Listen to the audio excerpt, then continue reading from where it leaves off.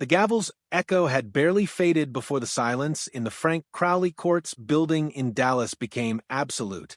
Richard Rawlings, the charismatic face of automotive restoration for a generation, stood at the defendant's table in a prison jumpsuit where his signature Black Gas Monkey Garage t-shirt once hung. The man who had made millions turning rusted relics into gleaming showpieces was now facing the brutal reality that some things cannot be restored. Chief among them, trust. As U.S. District Judge Jane J. Boyle pronounced the sentence of 60 months in federal prison followed by $3.7 million in restitution, the courtroom, once filled with the roar of televised engine builds and the promise of automotive redemption, fell into a stunned hush. Rawlings didn't smirk. He didn't crack a joke for the cameras. He simply closed his eyes, and the king of gas monkey garage vanished into the holding cell. The man who taught America to love the flip was about to learn the brutal difference between a barn find and a federal indictment. To truly understand Richard Rawlings' fall, one must first appreciate the empire he constructed. Rawlings wasn't merely a mechanic with a television deal, he was a branding genius who transformed a working Dallas garage into a lifestyle behemoth. Gas Monkey Garage, founded in 2002, became a cultural phenomenon when Discovery's Fast and Loud premiered in 2012. According to authenticated Texas business records, at its peak in 2018, his holding company, Rawlings Holdings LLC, controlled over 7 distinct entities, including the Gas Monkey Bar and Grill, a live music venue, and a sprawling licensing empire that extended to diecast models and energy drinks. The show was the engine that drove this empire, but the fuel was something far darker, a systematic exploitation of the classic car titling process that experts now call the Texas title loophole, a gap in state law regarding bonded titles that Rawlings allegedly weaponized for profit. But beneath the television magic and the carefully crafted image of a greasy, honest mechanic building dreams from scrap lay a darker operation. The show, which premiered in 2012, was the engine. But the fuel was something darker, a systematic exploitation of the classic car titling process that experts now call the Texas title loophole, a gap in state law regarding bonded titles that Rawlings allegedly weaponized for profit. For nearly a decade, viewers watched him turn rusted carcasses into six-figure masterpieces on Discovery's Fast and Loud. But on this frigid December morning, the only thing being rebuilt was the truth about his multi-million-dollar empire. The man who had built a brand on the promise of automotive resurrection was about to discover that some histories cannot be rewritten. The scandal that finally brought down Richard Rawlings centered on the most American of muscle cars, the 1969 Ford Mustang Boss 429. These rare, legendary vehicles regularly command prices exceeding $300,000 at auction when authentic examples with matching numbers and original frame surface on the market. In a 2017 episode of Fast and Loud titled Boss Comeback, Wasterding's Bonanza, Rawlings and his crew famously rescued a Boss 429 from an Oklahoma barn, claiming it had sat untouched since 1970. Viewers watched the typical television drama unfold, Rawlings haggling the price down, the painstaking restoration process, and the triumphant sale to a private collector in Scottsdale, Arizona, for a staggering $410,000. It was the kind of story that made the show a hit, but it was also the beginning of the end. The problem, according to the 2023 indictment unsealed by the Northern District of Texas, was that the car was a ghost. Federal investigators, working with the National Insurance Crime Bureau, NICB, revealed a devastating truth. The vehicle identification number, VIN, on that specific Boss 429 did not belong to a 1969 Mustang, it belonged to a 1973 Cougar that had been crushed for scrap in 1999.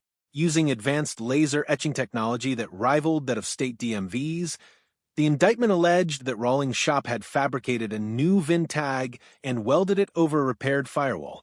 But why go to such extremes?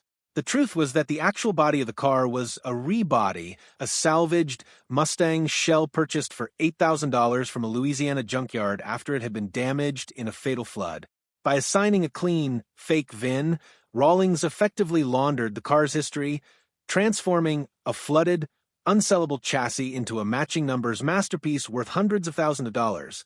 The television show Fast and Loud was the perfect money laundering vehicle for these assets. The scheme's sophistication revealed itself in the details. Rawlings had exploited what experts now call the Texas title loophole, a gap in state law regarding bonded titles. Texas, unlike many title-washing states, has a lenient process for obtaining a bonded title for a vehicle with missing paperwork. Rawlings allegedly perfected the art of exploiting this process. He would buy cars with no paperwork, frequently from states that had destroyed their old records, then apply for bonded titles using falsified bills of sale. After 3 years, if no claim was made, that bonded title became a clean, standard Texas title. It was a legal gray area until the Mustang scandal turned it black and white. According to the plea agreement eventually signed by Rawlings, the garage maintained a hidden database, kept off the main servers, and on a standalone laptop known internally as the Cradle that tracked over 200 classic cars that had been rebodied or given alternative identities between 2015 and 2022. The turning point came not from a rival, a competitor, or even a disgruntled employee, but from a fan. In 2022, a meticulous collector named Bradley H. from Nevada purchased a gas monkey-restored 1970 Mustang Mach 1 at a Mecum auction $4,115,000, a premium price specifically because of the cars. Television provenance. When he went to register it, his insurance appraiser noticed that the torque boxes, the structural components of the unibody, showed 2 different types of spot welds. It was a forensic red flag that would unravel everything. Bradley paid for an independent VIN verification, a service offered by the Vehicle Identification Number Association, VINA. The result was devastating. The car's unibody was a collision-damaged shell from a 1999 accident welded to roof panels from a different 1969 donor. The car he had paid a premium for, specifically because of its television history, was a fraud.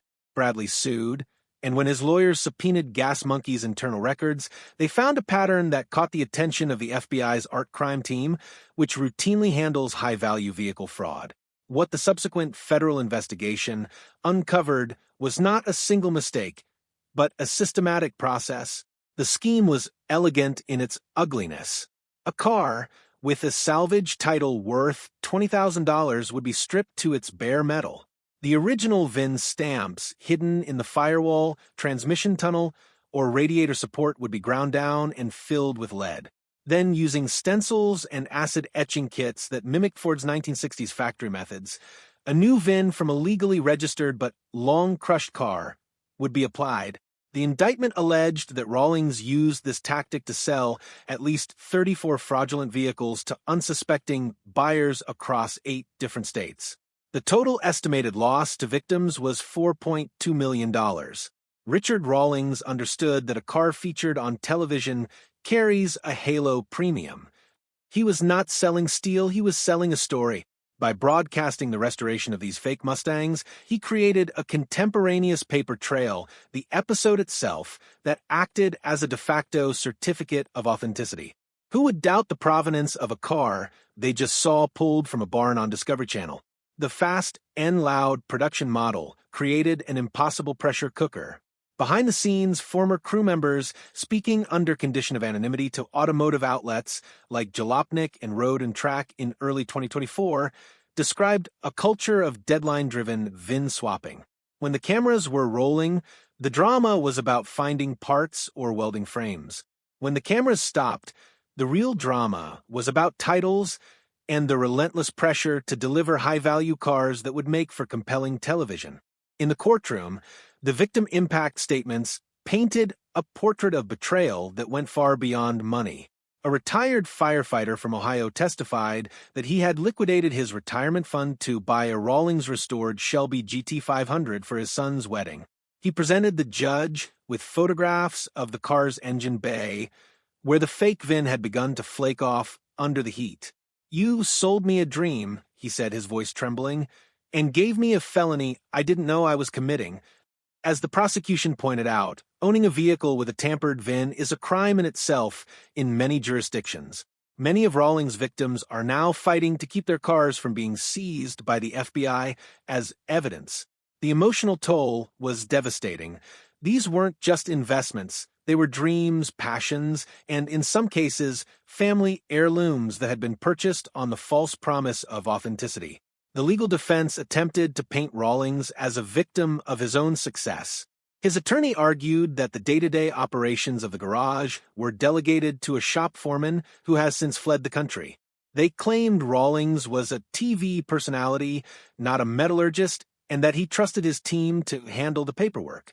But the prosecution had a smoking gun, a series of text messages recovered from Rawlings' personal iPhone. In one exchange, dated 2 days after the Boss 429 episode aired, Rawlings texted a business partner, "We need to slow down on the 60s frames. The VIN stamps are too clean. Tell the guys to weather them before paint." When that text was read aloud, the gallery of automotive journalists gasped. It was the admission that the patina of age, the very essence of the barn find myth, had been a manufactured illusion crafted to deceive buyers and collectors. The government's case was further strengthened by testimony from former employees who described a workplace culture where fraud was not just tolerated but expected. One former mechanic testified that he was instructed to make it look old on multiple occasions, and that there was an unspoken understanding among the crew that the cars leaving the shop were not always what they appear to be. The pressure to produce compelling television content had created an environment where ethical boundaries were routinely crossed. The FBI's investigation revealed that the scheme wasn't limited to Mustangs. It extended to numerous other classic and muscle cars, creating a massive web of fraud that would take years to fully untangle. Judge Boyle's sentence of 60 months in federal prison, followed by 3 years of supervised release, was actually harsher than federal guidelines suggested. In a blistering 20-minute statement, she explained her reasoning in detail. She noted that Rawlings had not only defrauded individual buyers, but had corrupted a federal instrumentality, the DMV titling system. She compared his actions to art forgery on an industrial scale. "You commoditized trust," she said, her voice carrying through the silent courtroom. "And in doing so, you didn't just steal money, you stole history. Every time a collector looks at a 1969 Mustang now, they will wonder if it came from your garage. You have damaged an entire market." She emphasized that Rawlings had shown no genuine remorse, and that his actions represented a calculated pattern of deception rather than isolated mistakes. The judge also took note of the sheer breadth of the fraud. With over 200 cars tracked in the hidden database, and at least 34 vehicles definitively linked to fraudulent sales, the scope of the operation was staggering. Rawlings had turned what could have been a legitimate restoration business into a criminal enterprise that operated under the cover of a popular television show. The fact that he had used his celebrity status and public persona to facilitate the fraud only made the offenses more egregious in the court's eyes. The $3.7 million in restitution represented only a fraction of the actual losses suffered by victims, many of whom will likely never recover their full investments. The sentencing hearing also revealed the depth of the government's investigation. Federal prosecutors presented evidence that the scheme had been operating for years, with Rawlings and his associates becoming increasingly brazen as time went on. The use of the Cradle laptop, kept separate from main business records, showed a clear intent to conceal the fraudulent activities. The message traffic recovered from Rawlings' phone demonstrated that he was not just aware of the scheme, but was actively directing it. The prosecution argued convincingly that this was not a case of negligence or ignorance, but of deliberate, calculated fraud perpetrated over many years. The fallout was immediate and brutal. Within hours of Rawlings' sentencing being reported by the Dallas Morning News and confirmed by Reuters, the corporate partners fled. Dodge, which had a lucrative promotional deal with Rawlings for the Gas Monkey Garage Edition Hellcat, issued a one-sentence statement discontinuing the partnership immediately. Discovery Communications scrubbed fast and loud from its international streaming platforms in the UK, Australia, and Canada, citing a review of talent compliance. The company, which had built much of its automotive programming lineup around Rawlings and his brand, faced significant backlash from viewers and advertisers alike. Multiple class action lawsuits were filed against Discovery by defrauded buyers, alleging that the network should have known about the fraud or done more to prevent it. But the most devastating blow came from the state of Texas. The Texas Department of Motor Vehicles, TXDMV, announced a retroactive audit of every title processed by Gas Monkey Garage since 2010. This effectively froze the resale value of every car the shop had ever touched, creating a cloud of suspicion over thousands of vehicles. Dealers and private sellers across the country found themselves unable to certify the provenance of any vehicle associated with the shop. The automotive community, already struggling with various forms of fraud and misrepresentation, was thrown into chaos as collectors scrambled to verify their Gas Monkey-associated purchases. The audit would take years to complete, and many cars with legitimate histories were caught up in the dragnet, their values plummeting due to the association with the now-disgraced shop. The physical remnants of Rawlings' empire began to crumble as well.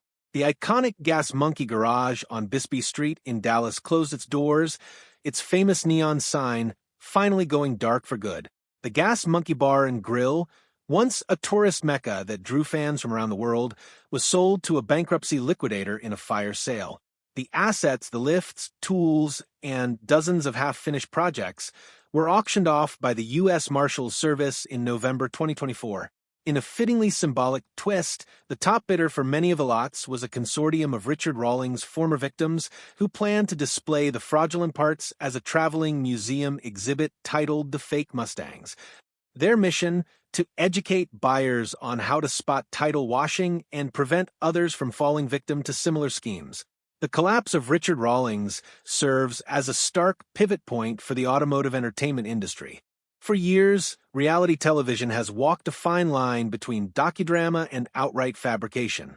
But Fast and Loud blurred the line between the physical car and its narrative in unprecedented ways. The show didn't just restore cars, it created false histories, manufactured provenance, and presented fiction as reality to millions of viewers. Other stars from the Discovery and Motor Trend stables now face quiet audits of their own inventory. Immediately following the sentencing, streaming activity for shows like Bitchin' Rides and Iron Resurrection spiked significantly, not for entertainment, but for forensic evidence as fans and owners frantically paused frames to check VIN plates in the background of old episodes. The industry response has been significant. Major auction houses, including Mecum and Barrett-Jackson, announced enhanced verification procedures for any vehicle with television provenance. Insurance companies revised their policies, requiring more rigorous documentation and independent verification for classic car coverage. The federal government, already concerned about title fraud in the collectible car market, began considering legislation to tighten regulations and increase penalties for VIN tampering. The case had exposed a vulnerability in the system that could be exploited by bad actors, and the government was determined to close the loopholes. The automotive journalism community has also undergone a reckoning. Many outlets that had previously celebrated Rawlings and his barn-find stories were forced to confront their own complicity in promoting fraudulent narratives.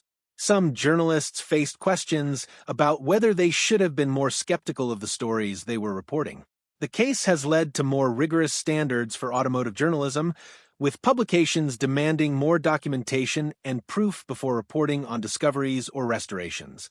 The Rawlings scandal has become a cautionary tale about the dangers of celebrity culture and the need for critical thinking in all forms of media consumption. Beyond the financial and legal consequences, the Rawlings scandal has had a profound human cost. The victims of the fraud are scattered across the country, each with their own story of betrayal. Some are retired individuals who invested their life savings in what they believe to be appreciating assets. Others are families who purchase cars to pass down through generations. There are stories of marriages strained by the discovery that a treasured possession was built on a foundation of lies. The psychological impact has been significant. Many victims described feelings of shame and embarrassment at having been duped by a television personality they trusted. The employees of Gas Monkey Garage have also suffered. Dozens of mechanics, fabricators, and support staff lost their jobs when the shop closed. Many of them maintain that they had no knowledge of the VIN fraud and were simply doing the mechanical work they were trained for. They now face the challenge of finding new employment in an industry where their association with Rawlings is a mark of suspicion. Some have spoken out about the toxic culture at the shop, describing pressure to work long hours and accept questionable practices. The collapse of the Rawlings empire has had a ripple effect throughout the Dallas automotive community, with many small businesses that depended on Gas Monkey Garage for work now struggling to survive. Rawlings himself has lost everything. His personal assets, including his luxury home, car collection, and business interests, have been seized or liquidated to pay restitution and legal fees. His reputation, carefully constructed over 2 decades, lies in ruins.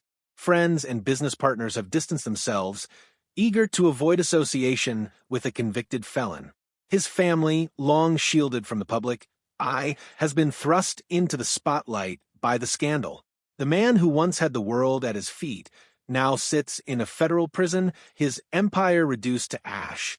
The human cost of the scandal is a reminder that fraud is never a victimless crime. The Richard Rawlings case offers numerous lessons for collectors, investors, and enthusiasts. Perhaps the most important is the need for independent verification. Any vehicle with a significant purchase price should be thoroughly inspected by a qualified independent expert. This includes forensic VIN verification, analysis of welds and body panels, and documentation of the vehicle's history. Buyers should never rely solely on television stories or seller-provided documentation. The Gas Monkey scandal has made clear that even the most polished presentation can hide a dark truth. Another crucial lesson is the importance of understanding state title laws. The Texas title loophole that Rawlings exploited was legal, but ethically questionable. Collectors and dealers should be aware of the rules in their state and be skeptical of vehicles with new titles or unusual documentation. The case has prompted calls for federal standardization of vehicle titling to prevent similar abuses. The automotive community has begun pushing for legislation that would require more rigorous documentation and oversight of the titling process. The scandal has also highlighted the dangers of celebrity culture in the automotive world. Fans and enthusiasts must maintain healthy skepticism, even toward their favorite television personalities. The Rawlings case shows that fame and success do not necessarily correlate with integrity and honesty. The car community, known for its passionate but sometimes trusting members, has learned a painful lesson about the importance of due diligence. Moving forward, the hope is that the community will be more vigilant, better educated, and less susceptible to the type of fraud that Rawlings perpetrated. As Richard Rawlings walked out of the Frank Crowley Courts building one last time, his wrists cuffed to a chain around his waist, the man who once revved engines for millions was loaded into a plain white van. A heckler in the parking lot held up a sign that read, "Vince Swap King." Rawlings looked away. It was the final cut, the last frame of the Fast and Loud saga. The show that built an empire on the scream of a big block V8 was silenced not by a bad transmission or a shifting market, but by the quiet scratch of an etching needle. In the end, the king of cars wasn't taken down by a rival, a competitor, or even a bad business deal. He was sentenced by the truth he tried to grind off a firewall. The Gas Monkey Garage chapter has closed, but the damage it left behind will be felt for years. Collectors remain suspicious of any vehicle with a Gas Monkey connection. The classic car market, already dealing with various forms of fraud, now faces the challenge of restoring trust in a system that was exploited so thoroughly. The Rawlings case has become a cautionary tale, a reminder that the line between clever business and criminal fraud can be dangerously thin. Goodbye is forever, especially when the title is fake. The man who taught America to love the flip taught us something else entirely. Some things, once broken, can never be truly restored.